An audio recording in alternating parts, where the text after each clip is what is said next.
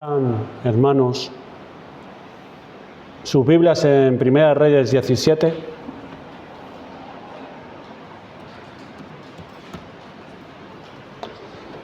Vamos a estar leyendo los versículos del 8 al 24. Vamos a considerar en esta mañana, aun estando en la serie de la vida y ministerio del profeta Elías, cómo Dios salva a un pecador, cómo Dios trae a un hombre o una mujer de las tinieblas a la luz, de la muerte a la vida. Vamos a pedir la ayuda al Señor. Padre nuestro, Dios soberano, Dios del cielo y Señor de toda la tierra y de todo lo que en ellos hay, hemos venido a adorarte y a alabarte, a magnificar tu gran nombre y también magnificar el nombre de tu Hijo Jesucristo y su obra a favor de los hombres y mujeres pecadores. Ahora pedimos que el Espíritu Santo aplique tu verdad a nuestra conciencia, a nuestro corazón, para que así podamos vivir como tú quieres y podamos, a través de tu palabra, poder entender más claramente cómo tú obras en nuestros días ahora, salvando a hombres y mujeres, y cuál es la obra que tú has realizado en nosotros, para que así te alabemos y te adoremos, como tú eres digno. Ayúdanos, Padre, en este momento. Bendícenos, te lo pedimos en el nombre de Cristo. Amén. Vamos a leer los versículos del 8 al 24. Vino luego a él palabra de Jehová, diciendo: levántate, vete a Sarepta de Sidón y mora allí. He aquí yo he dado orden allí a una mujer viuda que te sustente. Entonces él se levantó y se fue a Sarepta. Y cuando llegó a la puerta de la ciudad, he aquí una mujer viuda que estaba allí recogiendo leña. Y él la llamó y le dijo: te ruego que me traigas un poco de agua en un vaso para que beba.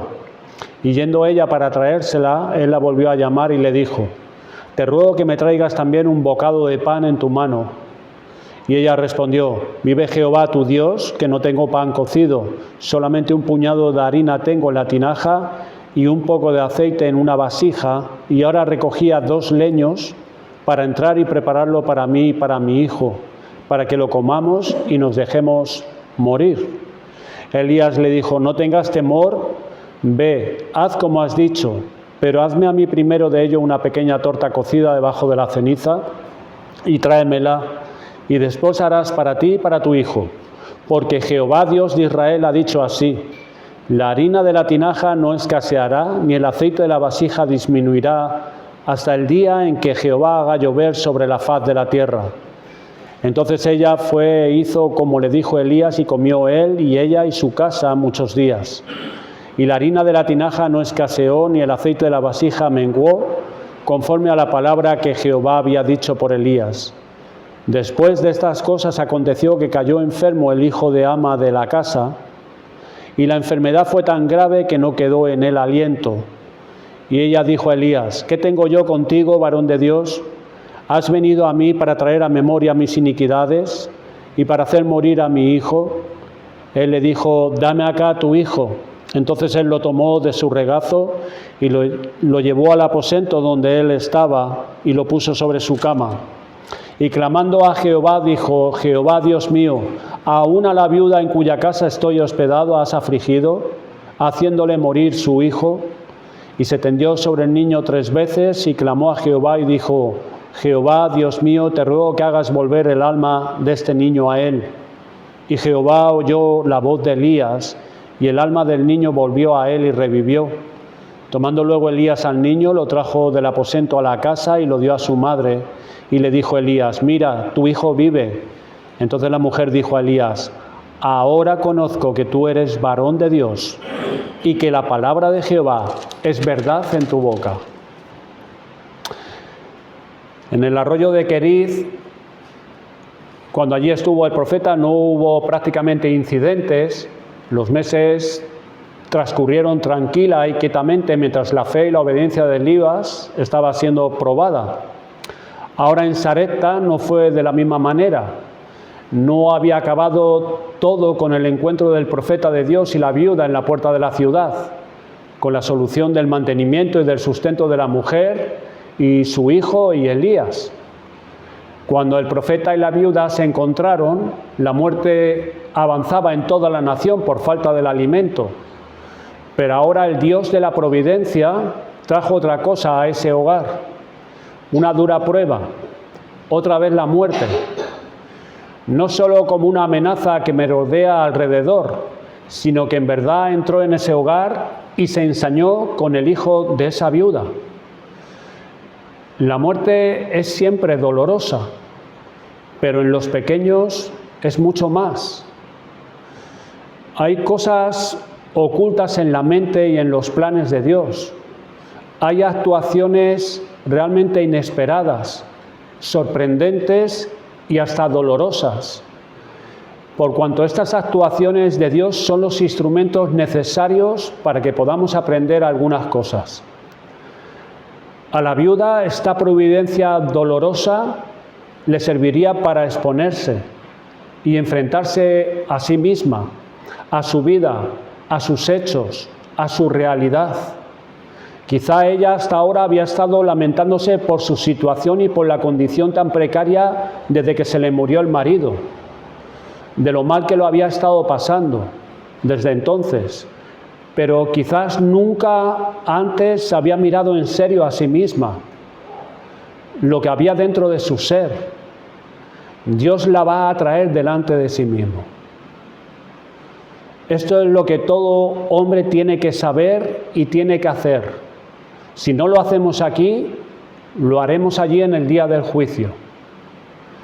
Pero quiera Dios que todos nosotros lo hagamos ahora aquí, como esta viuda. Ella fue traída ante Dios para ser despertada espiritualmente. Al profeta, por medio de esta oscura providencia, aprendería algunos detalles más en ese proceso de preparación para llegar a ser el instrumento para vindicar el nombre de Dios en Israel.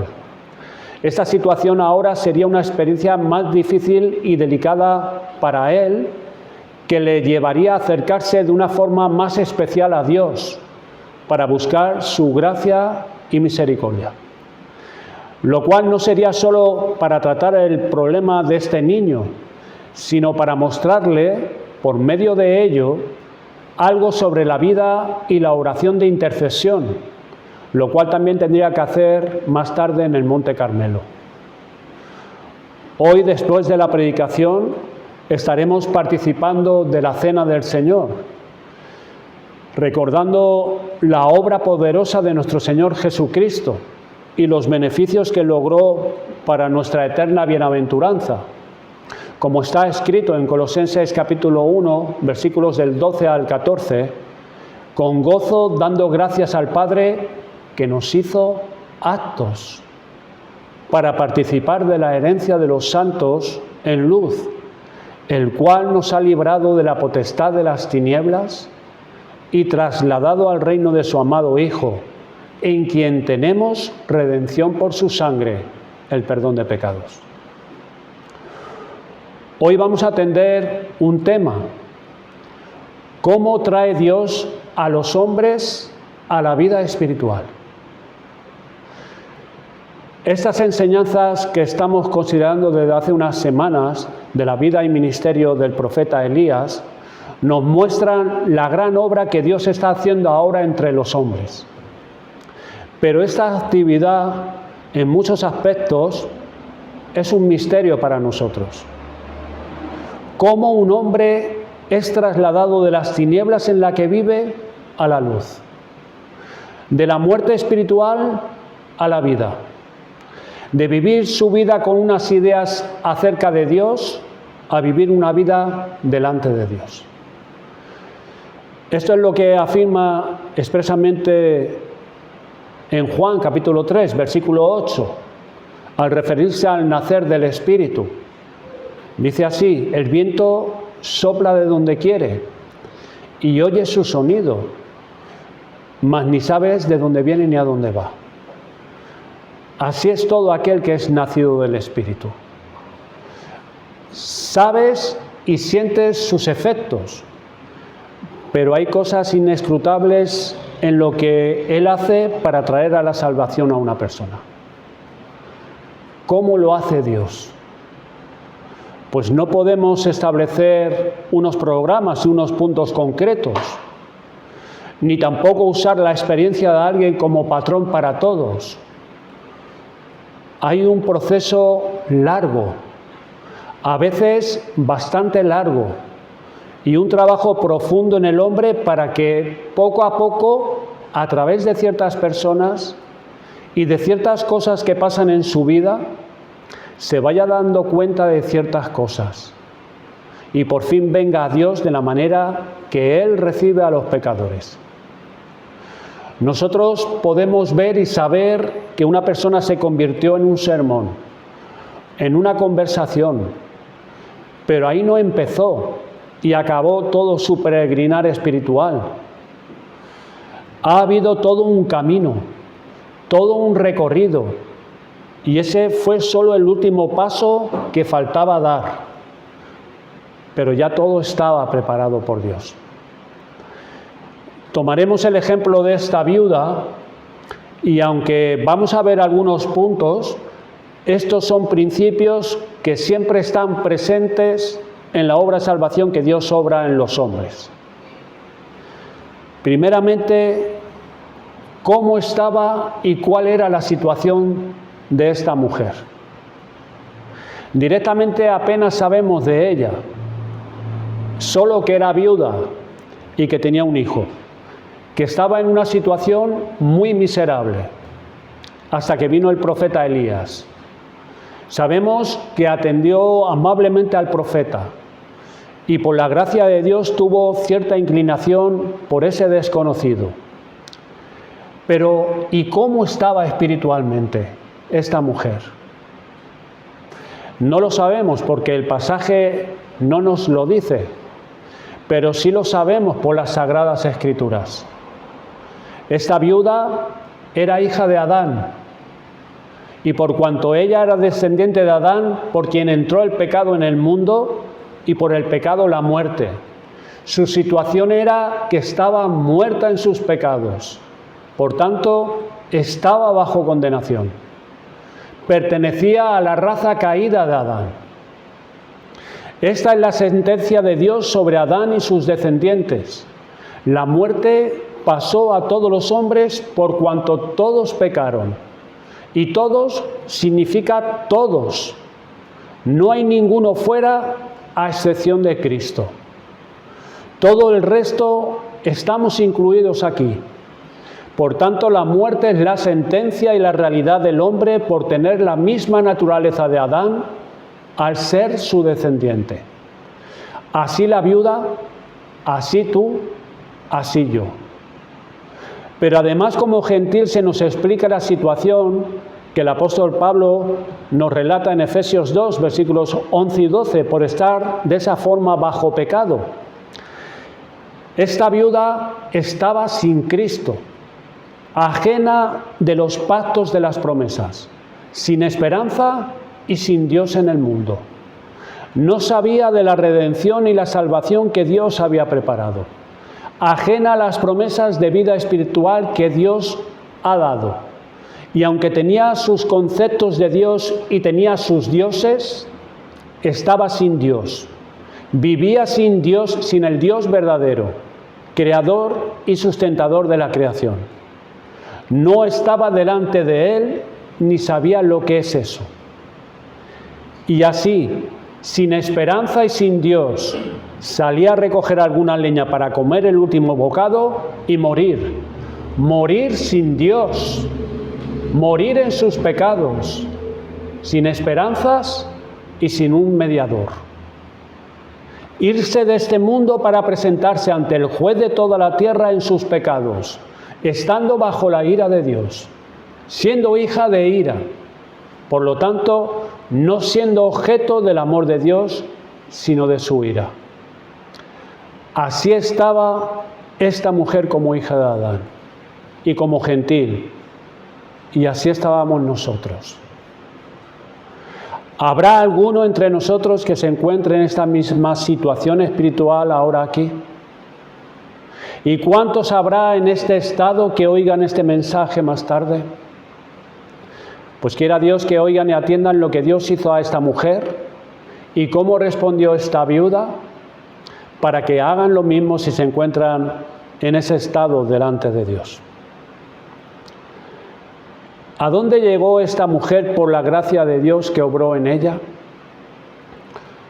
¿Cómo hizo Dios para llevarla de esta condición a la salvación? ¿Cómo hizo para traerla de estar en sus pecados sin Dios a estar delante de Dios bajo su gracia? Pues primeramente Dios le envió un mensajero. Ella había salido a la puerta de la ciudad sin esperanza, con la muerte a la vista. Pero Dios le mandó un hombre que vino andando 150 kilómetros más al sur y se encontró precisamente con ella allí en la puerta. Haber venido Elías un poco más tarde y esta mujer había pasado a la eternidad sin Dios. ¿Y por qué llegó en ese preciso momento? Pues Lucas 4, 25, 26, el mismo Señor Jesucristo nos lo dice, porque Dios lo envió a ella sola, no a muchas otras que habían como ella, sino precisamente a ella. Y fue enviado para detener la muerte, primeramente dándole sustento y más tarde para llevarla a la vida espiritual. Esto es lo primero que Dios hace para traer a la vida a uno que está muerto. La primera pieza que mueve es enviar mensajeros con un mensaje. Como nos lo dice Romanos capítulo 10, versículos del 12 al 15. Porque no hay diferencia entre judío y griego, pues el mismo que es Señor de todos es rico para con todos los que le invocan. Porque todo aquel que invocare el nombre del Señor será salvo. ¿Cómo pues invocarán a aquel en el cual no han creído? ¿Y cómo creerán en aquel de quien no han oído? ¿Y cómo oirán sin haber quien les predique? ¿Y cómo predicarán si no fueren enviados? Como está escrito, cuán hermosos son los pies de los que anuncian la paz, de los que anuncian buenas nuevas. Esta es la forma que Dios usa para traer a la salvación a una persona. Envía un mensajero con el mensaje de salvación, pues la salvación viene por un mensaje de Dios. No es algo que en nosotros se prepara, se organiza y se logra. Verlo también en Hechos capítulo 16, versículos del 6 al 10.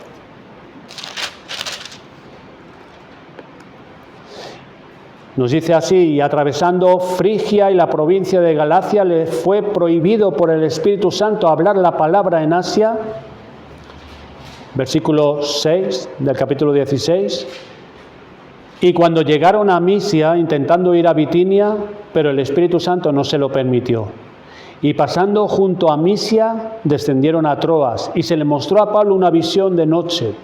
Un varón macedonio estaba en pie, rogándole y diciéndole: pasa a Macedonia y ayúdanos. Cuando vio la visión, enseguida procuramos partir para Macedonia, dando por cierto que Dios nos llamaba para que les anunciésemos el Evangelio. Dios envía a un lugar concreto a sus mensajeros para dar vida en aquel lugar.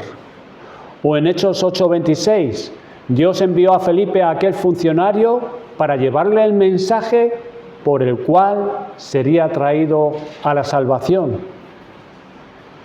Y en Hechos capítulo 11, versículos 12 al 14, dice: y el Espíritu, Hechos 11, versículos 12 al 14, y el Espíritu me dijo que fuese con ellos sin dudar. Fueron también conmigo estos 6 hermanos y entramos en casa de un varón quien nos contó cómo había visto en su casa un ángel que se puso en pie y le dijo: envía hombres a Jope y haz venir a Simón, el que tiene por sobrenombre Pedro. Él te hablará palabras por las cuales serás salvo tú y toda tu casa.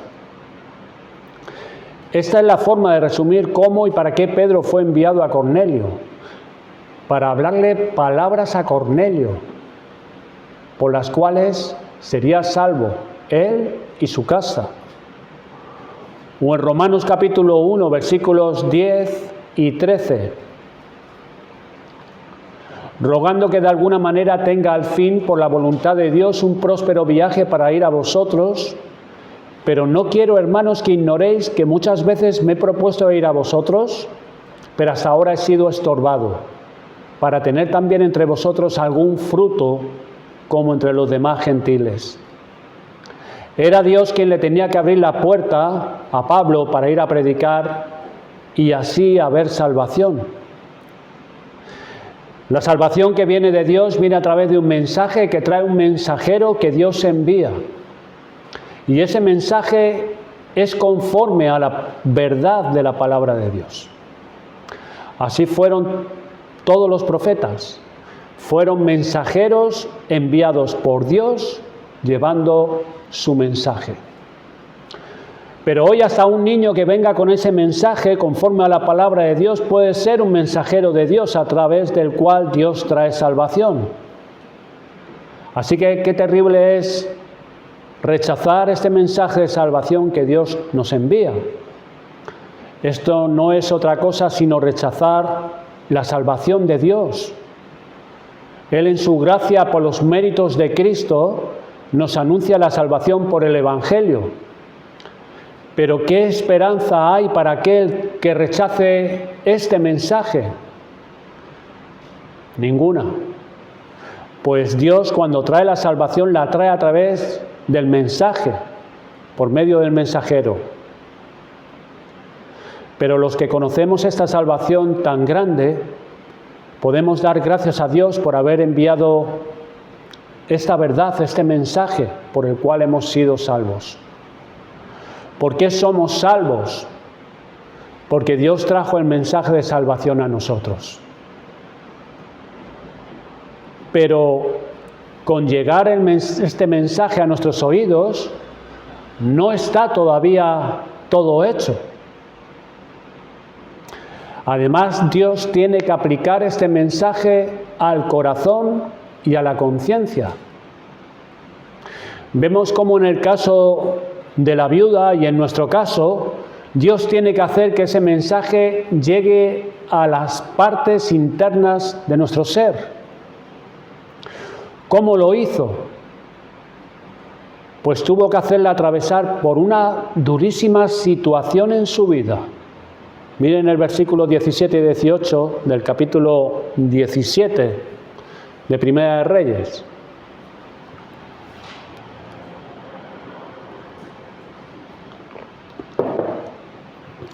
Dice, después de estas cosas aconteció que cayó enfermo su hijo, y la enfermedad fue tan grave que no quedó en él aliento. Y ella le dijo, ¿qué tengo yo contigo, varón de Dios? ¿Has venido a mí para traer a memoria mis iniquidades y para hacer morir a mi hijo?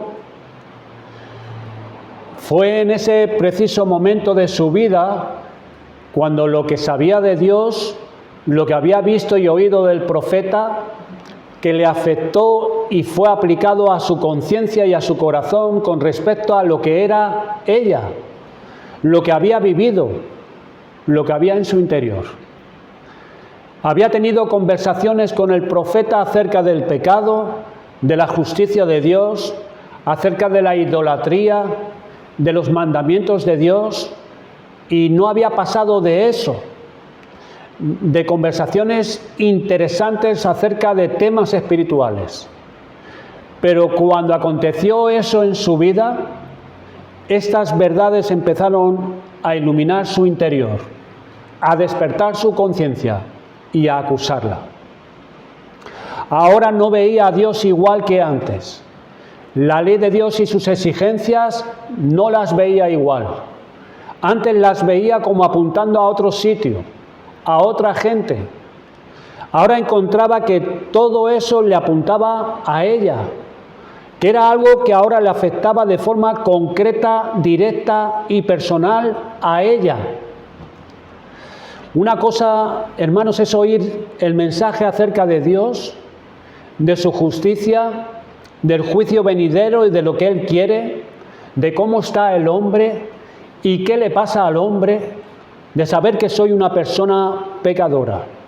Se puede estar oyendo todo esto, hablando de esto y parecerte bien y correcto, pero tú sigues tan tranquilo, sin problema, pensando en ti mismo que eso es lo que le hace falta a la gente, que estas son cosas buenas para que el mundo sea mejor, que esto es bueno para las personas, y así pensar durante años. Pero otra cosa es lo que ahora veía esta mujer: traer a memoria mis iniquidades. Que tú veas delante de ti tus propias iniquidades y con tal peso que ya no te dejen tranquilo. ¿Sabes tú lo que es eso? No es que la mujer ahora estuviera viendo más que antes, sino que ahora veía lo que antes no veía. Las tenía y siempre habían estado ahí en ella, pero no las veía. ¿Sabes tú lo que es eso? ¿O te has acostumbrado a oír estas cosas y tienes dormida tu conciencia?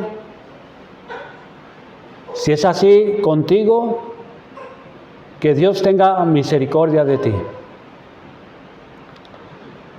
Dios no solo le trajo ese mensaje a sus oídos por medio del mensajero, sino que Dios mismo se lo aplicó a su corazón y a su conciencia.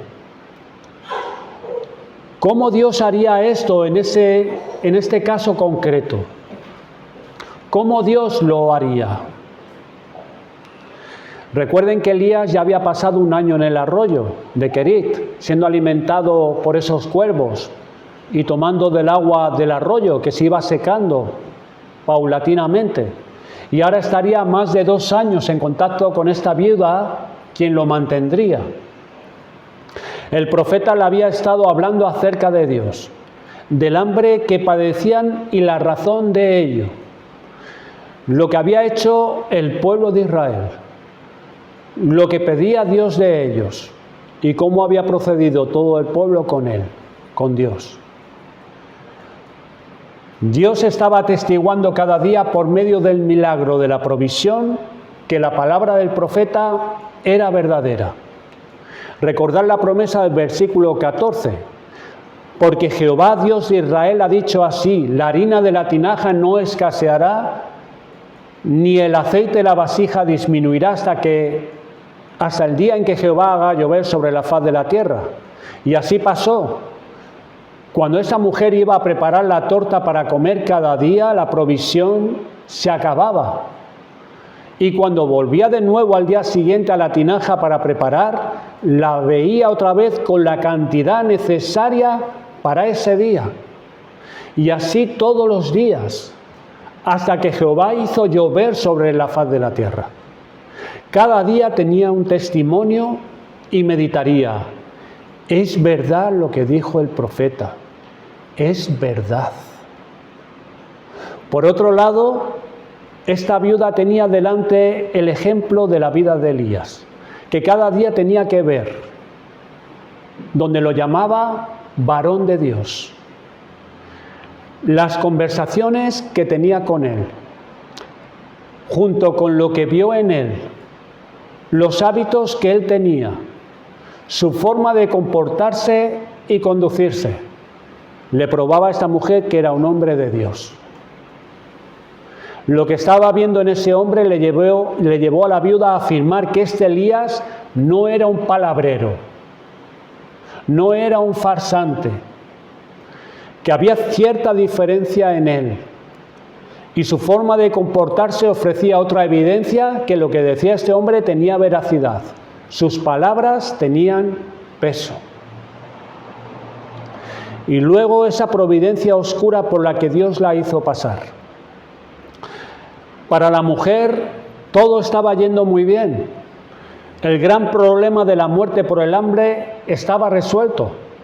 Ya no tenía que preocuparse por la cuestión del sustento.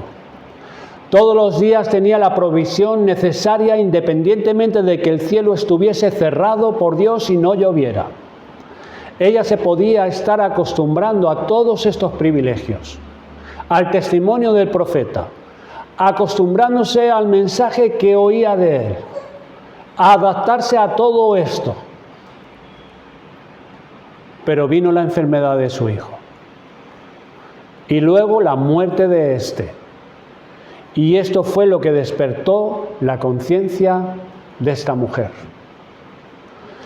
Esto la puso enfrente de la eternidad, de poder ver su verdadera condición delante de Dios y ante la realidad inevitable de tener que dar cuenta ante Él.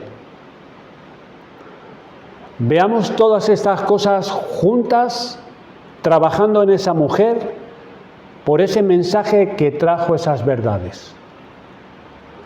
Por otro lado, la provisión de Dios, y por el ejemplo de Elías, que le hacían pensar cómo las palabras de este hombre eran para tomárselas en serio.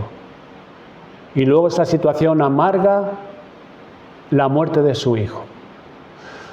Todo esto hizo que clamara a Dios. Qué misericordioso es Dios que envió a nosotros un mensajero con el mensaje. Y luego todas esas cosas que Él ordenó en nuestra vida para que éstas nos sacudieran en nuestras entrañas. Cuando nos viene algo tan fuerte como esto, ¿a dónde nos hace volver? Estas cosas hacen que los hombres levanten su mirada al cielo. Es lo que hizo con nosotros. Pero hermanos, todavía con todo esto no podemos decir que esa mujer haya sido salvada. No es suficiente traer el mensaje de salvación, ni aplicárselo al corazón y a la conciencia. Aún falta que esa mujer abrace de corazón la palabra de salvación. ¿Y por qué digo esto? Pues tenemos un ejemplo, una ilustración muy clara, el ejemplo de Félix. Este hombre estaba espantado ante lo que había oído con referencia a su condición y ante la realidad de comparecer ante Dios y lo que Dios exigía de todos los hombres y lo que exigía de él. Y lo que hizo fue tratar de dejar todas esas cosas quietas, quitándolas de delante de sí. Para que se dé la salvación, además de traer el mensaje y aplicarlo, Dios tiene que atraer el corazón a que abrace la palabra de salvación. Y eso es lo que vemos que hace en el versículo 24 de nuestro texto. Entonces la mujer dijo a Elías: ahora conozco que tú eres varón de Dios y que la palabra de Jehová es verdad en tu boca. Era ahora, por fin el ahora ya había llegado cuando conocía no solo que él era varón de Dios, sino que esa palabra que le había estado hablando el profeta era verdad. Así abrazó las verdades que Elías le había estado diciendo. Y esto era pasar de muerte a vida. De esa manera ahora conocía la salvación que Dios había preparado. ¿Y qué palabra de Jehová sería esa? Que ella abrazó, que ella creyó. Pues no era la palabra del versículo 14 acerca de la seguridad del sustento. Eso ya lo había creído y lo había visto cumplido. Consideren las palabras de Elías, las palabras que le dijo acerca de su necesidad de alimento, ante la necesidad por la muerte de su hijo, ante la necesidad espiritual que tenía esta mujer, por ser una mujer pagana, idólatra. ¿Cuántas veces habría hablado con ella de esto durante estos 2 años? Una mujer que vivía en el corazón de la idolatría a Baal. Le habría explicado el porqué de la falta de lluvia, la razón del por qué tuvo que presentarse el profeta delante del rey, que él era el profeta por medio de quien Dios había cerrado el cielo y que Dios estaba tratando con el pueblo de Israel por cuanto no lo adoraban a él sino a Baal. Le habría dicho cómo Dios los había sacado de Egipto para hacer de ellos su pueblo. Le habría anunciado del privilegio que ellos tenían de poder acercarse a Dios por medio de los sacrificios que él había enseñado. Le contaría a esta viuda cómo Dios limpia y perdona pecados por la sangre de los corderos, apuntando todo esto a la promesa del Mesías, según Dios ya había revelado hasta ahí. Esta era la palabra de salvación que el hombre en sus pecados solo puede tener. La salvación por la provisión que Dios ha dado. Y ella creyó todo esto. Y ella por fin creyó y abrazó estas verdades y por eso pasó de la muerte a la vida, de las tinieblas a la luz. Amigos, es de esta manera como el hombre es salvado por Dios hoy. Dios trae por su misericordia un mensajero que te diga cómo te ve Dios, cómo estás tú en tus pecados. Y por tanto, te dice claramente que ante Dios estás bajo su ira. Y te anuncia cómo Dios ha dado promesa por medio de Jesucristo que solo en Él hay perdón de pecados. Que solamente en Jesucristo es justificado todo aquel que cree. Que el hombre es justificado gratis, gratuitamente por la fe en Él. Que el hombre puede ser declarado justo a los ojos de Dios, aun siendo un pecador. Luego, ¿cómo aplica estas palabras al corazón y a la conciencia? Usando circunstancias adversas. Y luego, ¿cómo te lleva para que creas estas verdades y te abraces a ellas? Y es así como Dios te da a conocer la salvación que Cristo vino a comprar y dar gratuitamente a todos aquellos que vengan a Él en sus pecados. ¿Recibirás tú estas palabras para que seas salvo?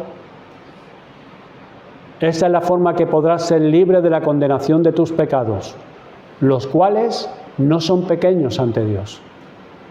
No serás salvo por lo que haces, o por el conocimiento que tengas, o por lo que logres, o porque tus padres sean cristianos, o porque seas miembro de una iglesia, sino por oír con fe el mensaje de salvación de ese mensajero que ha venido a anunciártelo de parte de Dios. ¿Lo recibirás? Pues quiera Dios que así sea. Pues si no lo recibes, desecharás la salvación de Dios y tú mismo te habrás condenado eternamente.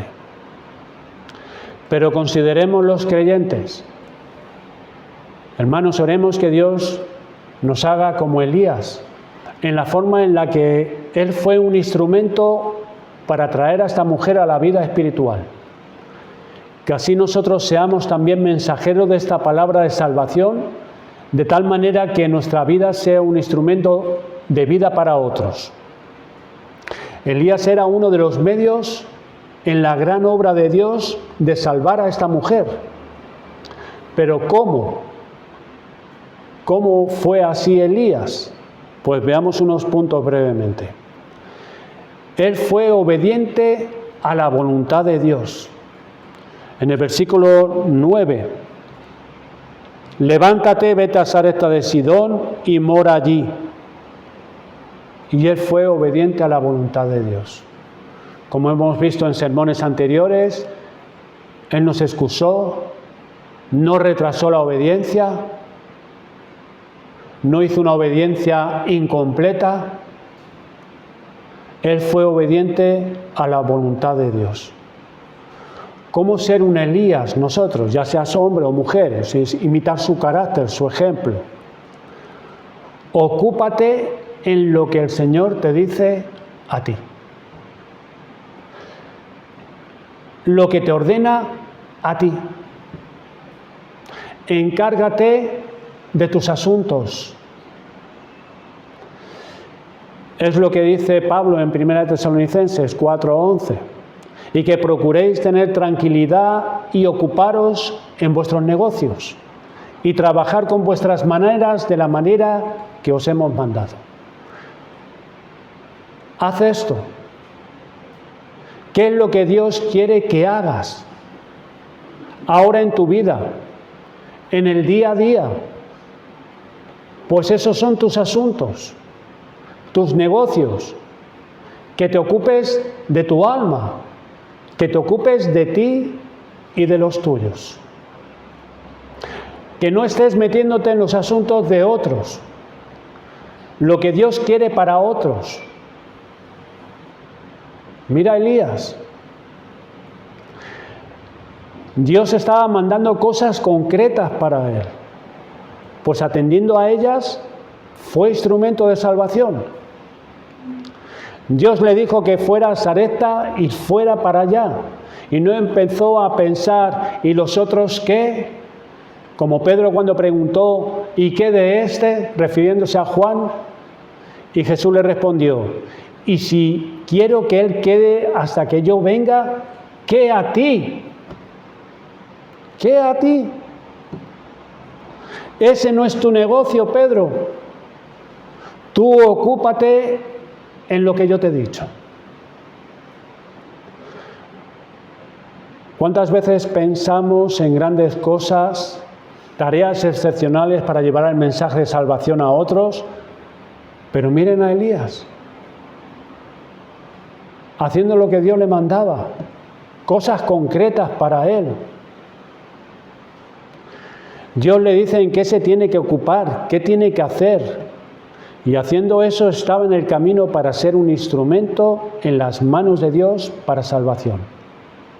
Siendo obediente, Dios preparándolo para otras cosas, pero siendo obediente en aquello que Dios le había revelado y que tenía que estar ocupado Elías. Pues hagamos nosotros lo mismo, hermanos. Obedece a la voluntad de Dios para ti. Lo que Dios te ha dicho claramente en qué tienes que estar ocupado o ocupada, en tus asuntos, no en los asuntos de los demás. Segundo, Elías era consecuente en su vida particular y personal. Esto es muy importante también para todos los que estamos aquí. ¿Cómo podía llegar a ser un medio para poder llevar salvación a otros?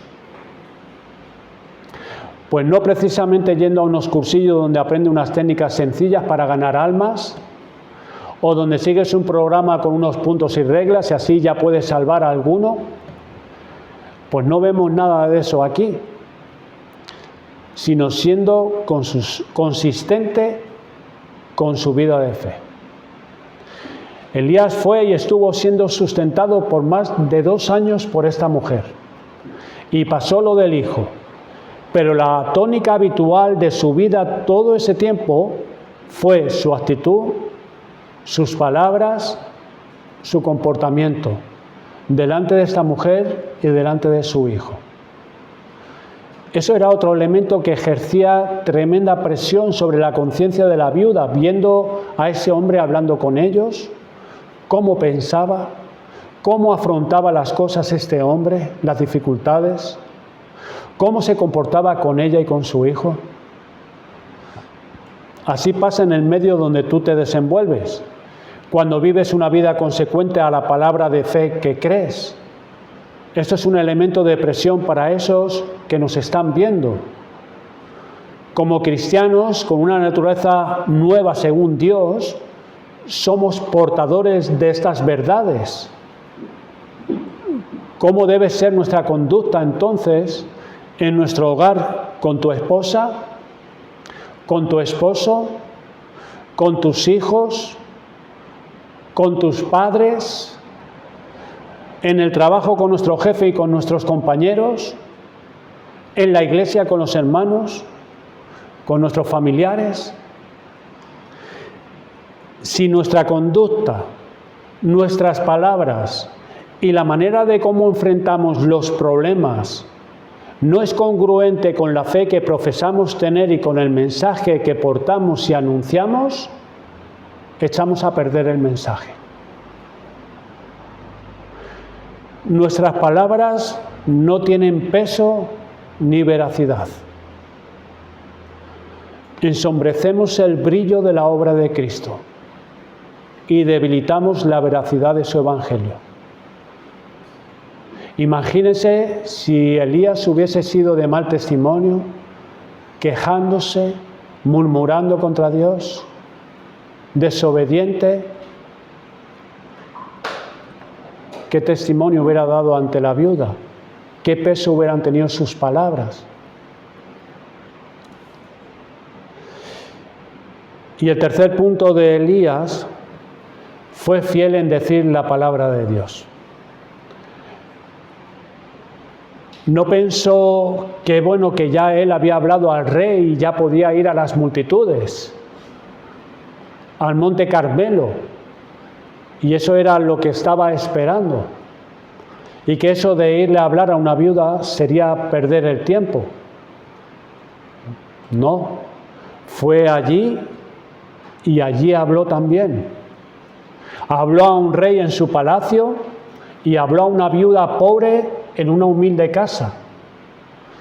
Allí lo vemos en un lugar alejado, en el mundo gentil, con una mujer muy pobre, pero a ella le habla también la palabra de Dios. No está pidiendo al Señor grandes oportunidades especiales, sino allí donde está, donde Dios lo pone, es donde debe ocupar de hacer sus asuntos y compartir el Evangelio. Miren la conexión que hay entre el Carmelo y Sarepta para vindicar el nombre de Dios ante las multitudes. Tiene que ser primero fiel allí con la viuda y llevar el mensaje allí, para luego más tarde ir al Carmelo. Sobre poco fuiste fiel, sobre mucho te pondré. Él sabía de la oración de intercesión a Dios para que impartiera vida a los que estaban en tinieblas, como nos muestra luego más tarde el capítulo 18, versículo 37, donde él ora al Señor y dice: respóndeme, Jehová, respóndeme para que conozca este pueblo que tú, oh Jehová, eres el Dios y que tú vuelves a ti el corazón de ellos. Pues que Dios nos use como usó a Elías, como instrumentos de salvación. Acordémonos de cómo él fue fiel y obediente en aquellas cosas que Dios le mandó y cómo Dios lo usó. Hermanos, esta es la obra que Dios sigue haciendo entre los hombres, por el Espíritu Santo y su palabra, ya sea predicada o leída, y cómo el Espíritu Santo sigue aplicando la muerte y resurrección de Jesucristo a los hombres. Esta es la obra que ha hecho en nosotros. Si es que en verdad nos hemos probado y nos conocemos a nosotros mismos y sabemos que Jesucristo está en nosotros. Ahora, al ver con nuestros ojos los símbolos físicos del pan y del vino, llevemos nuestra mente a las verdades del Evangelio, a la verdad de la encarnación del Verbo, a la necesidad de ello, que Jesucristo tomara nuestra naturaleza, siendo uno como nosotros, sin despojarse de su divinidad, dejando su gloria, siendo obediente, como fue Elías, pero mayor aún más Cristo, siendo quien era, dejando su gloria para ir al lugar donde Dios su Padre le señaló, la cruz, para pagar el rescate, para dar su vida por ti. Pero mira a tu lado, miremos al lado nuestro, hermanos. Mira adelante, mira detrás de ti. También murió por él, murió por ella, murió por mí, y la causa fue por nuestros pecados. El mismo Dios que te amó en la eternidad y te escogió para la salvación, le amó a él, al que tienes al lado, al que tienes delante tuya. Le amó a ella. Como Dios se ocupó de enviar mensajeros a lo largo de tu vida para que conocieras su mensaje, para luego aplicarlo a tu corazón, asimismo también envió Dios mensajeros a aquellos que Él amó, para aplicar el mismo mensaje a sus corazones. Pero antes de eso, ¿por cuántos desiertos y valles tuviste que atravesar? ¿Cuántas adversidades y experiencias amargas? Y cómo Dios te atrajo para que pudieras recibir el mensaje y creer las palabras de su verdad. Y así pasaste de muerte a vida, de las tinieblas al reino de la luz de su amado Hijo Jesucristo. Y así con vuestros hermanos, los que están sentados alrededor tuyo.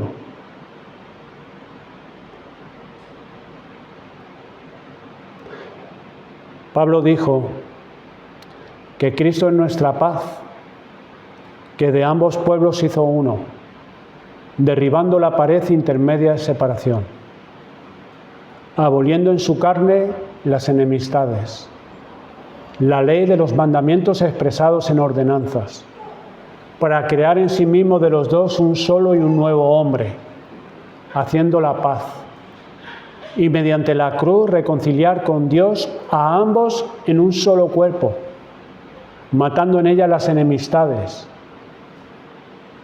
Y vino y anunció las buenas nuevas de paz a vosotros que estabais lejos y a los que estaban cerca. Y ese es el propósito del Evangelio, es traer paz y reconciliación, primeramente con Dios y también con nuestro prójimo. El poder de Dios por el Evangelio cambió nuestra manera de ver a Dios y cambió nuestra manera de vernos a nosotros mismos. ¿No lo hará ahora, hermanos? ¿Acaso ha perdido el Evangelio su poder?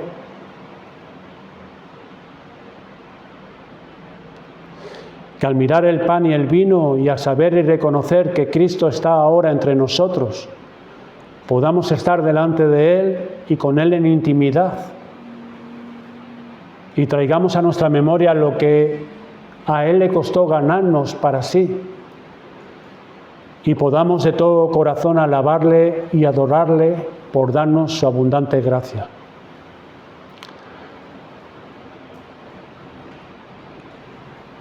El Evangelio nos hace recordar, y estos símbolos, que la gracia nos ha sido dada por su libre voluntad.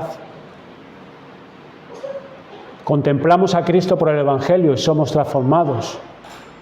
Es el Evangelio de Cristo que abona nuestro huerto para que se den los preciosos frutos del perdón, del amor y la bondad. Por lo cual, la exhortación del apóstol: quítense de vosotros toda amargura, enojo, ira, gritería y maledicencia y toda malicia.